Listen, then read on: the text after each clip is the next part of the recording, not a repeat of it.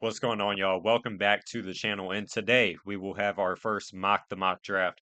We will be looking at one of the smartest people in the NFL world's mock draft in Daniel Jeremiah. This is his third mock draft. Obviously, my YouTube channel just went up not too long ago, so we didn't get to react to the first two. But I have not seen this, and I don't know what he did. I don't know a single pick outside number one because I accidentally saw it. But yeah, nonetheless, let's go ahead and get into this thing. Starting off with number one, and we'll leave that right there so y'all can't see the other picks.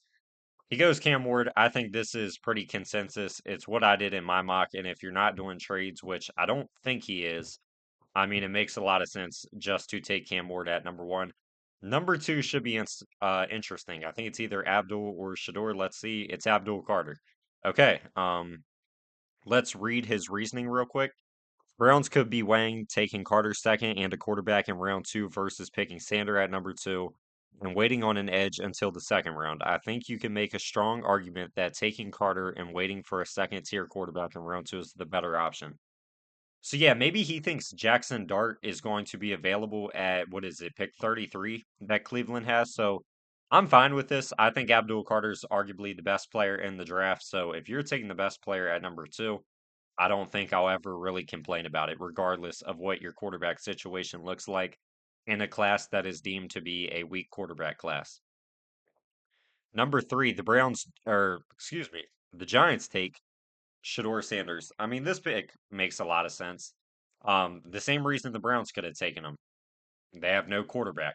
Kenny Pickett is not your option in Cleveland, but in New York, it's even worse. It's just Tommy DeVito. So, I mean, the Browns or the Giants, oh my goodness, the Giants need a quarterback. Shador can hopefully turn things around, save Brian Daboll and Joe Shane their jobs. So I do understand the pick a ton for the Giants. Four, I'd assume, is Travis. Yeah, okay. So he's going pretty chalk at the start. Now, the order of these four players can always be debated, but these are your top four picks. I feel like it almost feels guaranteed at this point. And yeah, he has him listed wide receiver corner. Love that. Bolstering the offensive line would seem to be the obvious move here for the Patriots, but it would be tough to pass up such a unique talent like Hunter. He would immediately be their most potent weapon for Drake May.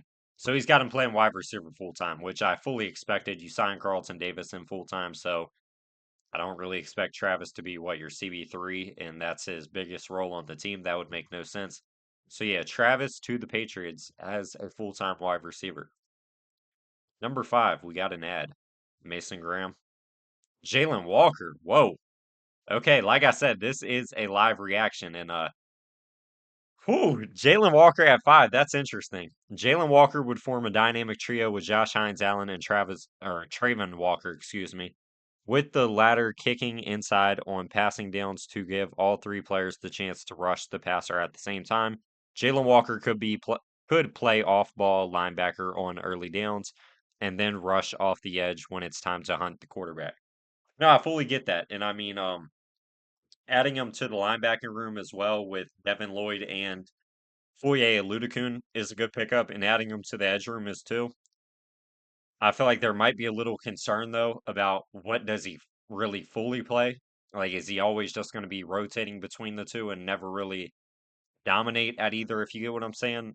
He's 6'1", 243, so he's not the biggest guy in the world for that position, but I like this pick. I always love when people do unique stuff, and this is unique. I've never seen Jalen Walker higher than like the eighth pick to the Panthers, so I like it a lot. Sixth, the Raiders will go Ashton Genty, which here we'll scroll down on this ad so that way there we go. But yeah, the Raiders go Ashton Genty. He says the Raiders can take some pressure off Geno Smith by adding Genty, who is one of the top three players in the draft.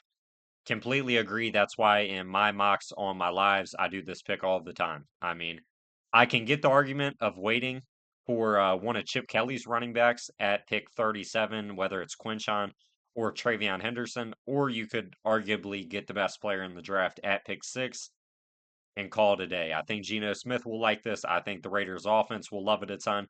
And I know Pete Carroll and Chip Kelly will love this player. So yeah, I mean, it makes a ton of sense. I'm interested to see where he goes for the Bears. Armand Mimbu at number seven. So Mason Graham is falling a little bit, which is interesting. So I accidentally I'll just go ahead and show it. I saw Mason Graham was the pick at 8, unfortunately. But which is interesting. Mason let's talk about Armand first.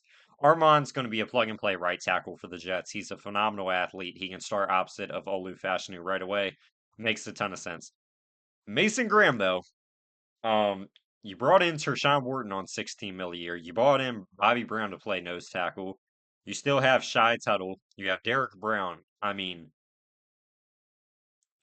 I guess Bobby Brown's strictly a nose tackle. I mean, is Tershawn Wharton like a rotational guy for 16 million? I don't know. I love Mason Graham, the player, but Carolina's like probably the only team in the top 10 where I'm like, other than like the Titans, where I'm like, nah, they probably don't need him. So, it's interesting. I want to read this. The Panthers came up a little short in their pursuit of Milton Williams in free agency, which I think is why they got Tershawn Wharton. But they get another chance to bolster the interior defense line. Graham would be a key addition for a defense that ranked last in yards and points allowed last season. So yeah, I guess he's just going BPA for the defense, but like I said, I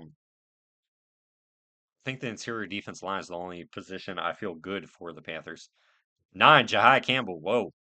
I love this. I'm a huge Jahai Campbell fan.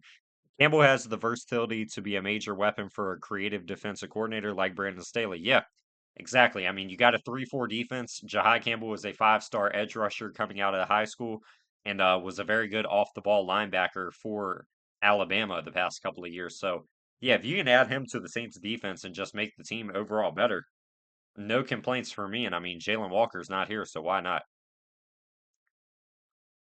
Okay. Hold on. Let's read it. The overhaul of the offensive line is now complete with a new left tackle in play.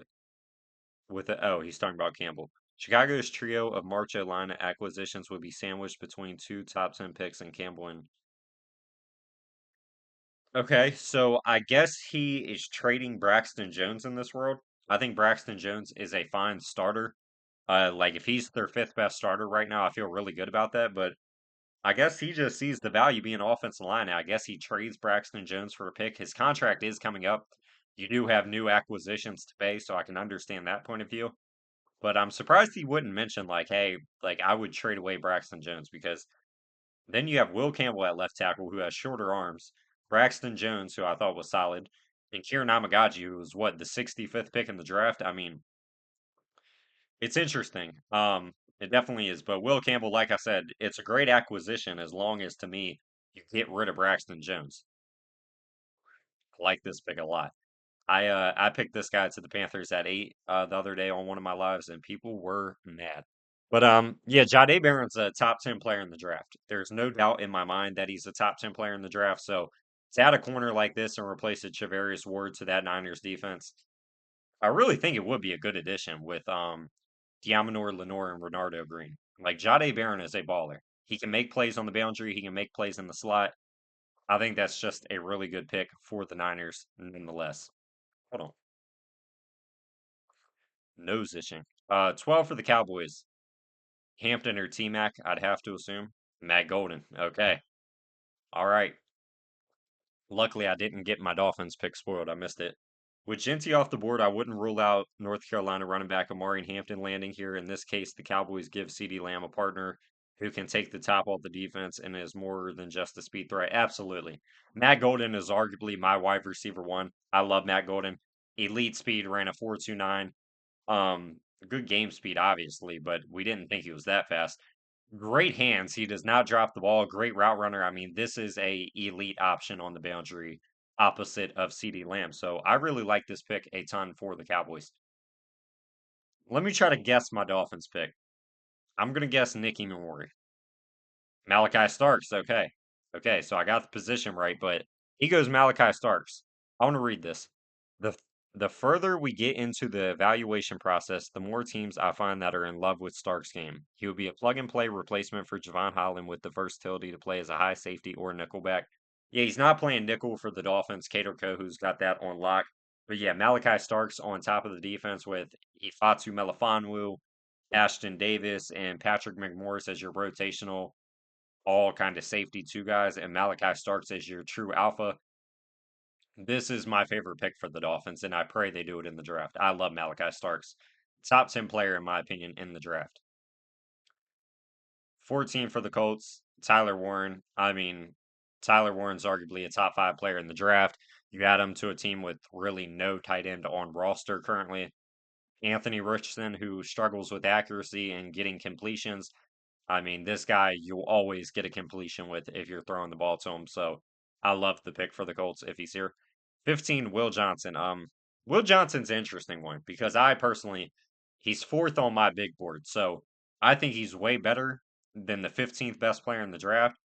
But yeah, he talks about the inconsistencies popping up in the tape on 2024. He was dominant in 2023 though. So I don't think those will matter like how they didn't matter for Derek Stingley and others in the past. And I mean, maybe it's because he has kind of shorter arms, but not like really short arms. He's 6'2". He's a good athlete. He hasn't got to participate in anything due to an injury. I don't know. I think Will Johnson's going to be a top 10 pick, but if the Falcons got him at 15, this would probably be the best pick of the first round, in my opinion. 16, Gray Zabel. Okay. Um, yeah, he's playing interior offensive line, so he's either replacing Isaiah Adams or Froholt or probably not. What is the other guy's name? Evan Brown, who just signed a 2-year extension. So I'd assume he's playing right guard or center. There will be quite a few teams targeting Zabel in this area of the draft. He's had a great process from his final college season to the Reese Senior Bowl to the NFL scouting combine. Yeah, that's facts. I mean, he has had a great offseason. I think he could be an option for my Dolphins at 13 to fill the need at left guard. So yeah, I mean, good pickup for the Cardinals offense line. All right, Mike Green. Greenwood Green would be an outstanding complement to Trey Hendrickson if the Bengals are able to work things out with their star defense end. He doesn't talk about the legal trouble. I can understand why, because nothing is set in stone. But Mike Green does have some pretty bad allegations on him. So I don't know if we'll go in the top 20 because of those. If they check out, he's definitely a top 20 player in the draft. So yeah, I'm fine with this pick. It's a great replacement for Sam Hubbard, a big time upgrade in the pass rush game. Good pickup to me by the Bengals. I love this. Okay. Wilson Loveland to the Seahawks. I've made this pick before and y'all hate it, but I'm a fan. The Seahawks might have bigger needs, but the value is just too great to pass up Loveland at 18. The former Michigan tight end joins Jackson Smith and Jigba and Cooper Cup to give Sam Darnold intriguing group of pass catchers. Mike McDonald is a Michigan coach. He has Michigan ties. That's where he came from. He's going to know the most about Michigan prospects. He's got ties to the coaching staff, will know everything he needs to know about these guys.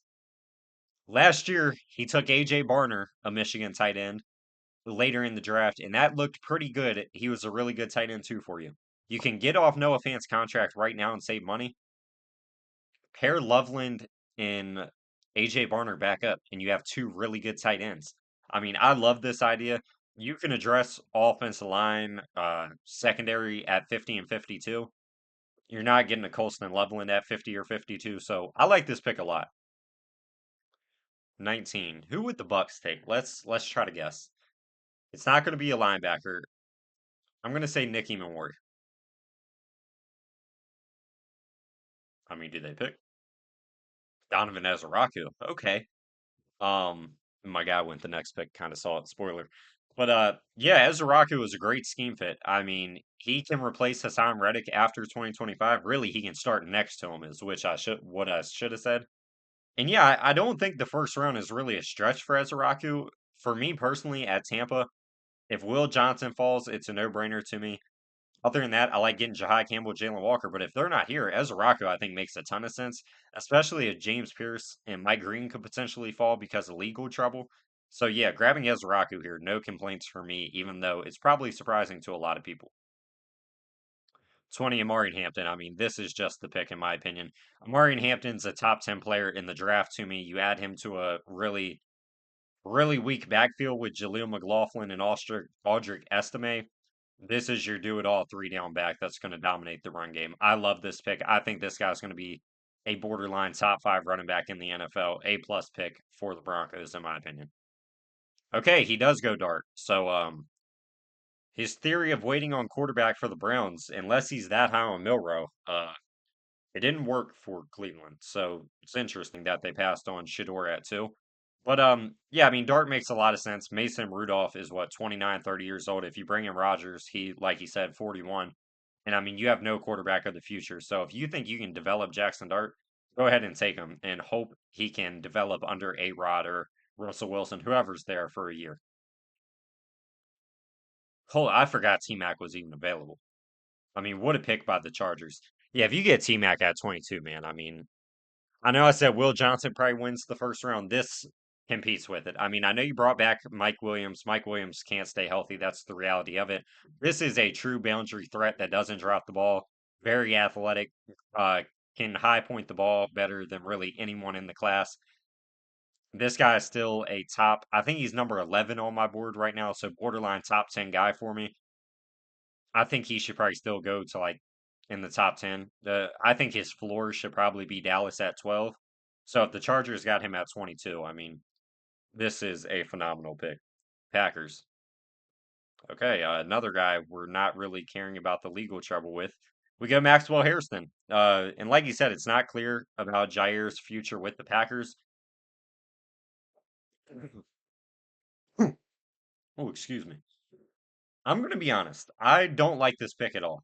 One, he's got some legal trouble, but I mean, if that clears out, then he's a good player nonetheless. Two, Javon Bullard, Keyshawn Nixon, and Nate Hobbs can all play in the nickel. I feel like Maxwell Harrison's best role in the NFL is probably a nickel. He's 5'11", 185, so kind of small for a boundary guy, but yeah, this I will say is probably my least favorite pick of the mock so far. Nothing against Maxwell Harrison. I just want the Packers to get a corner with more size. Go after a Savona Ravel, a Ben Morrison, a Trey Amos. I love Trey Amos.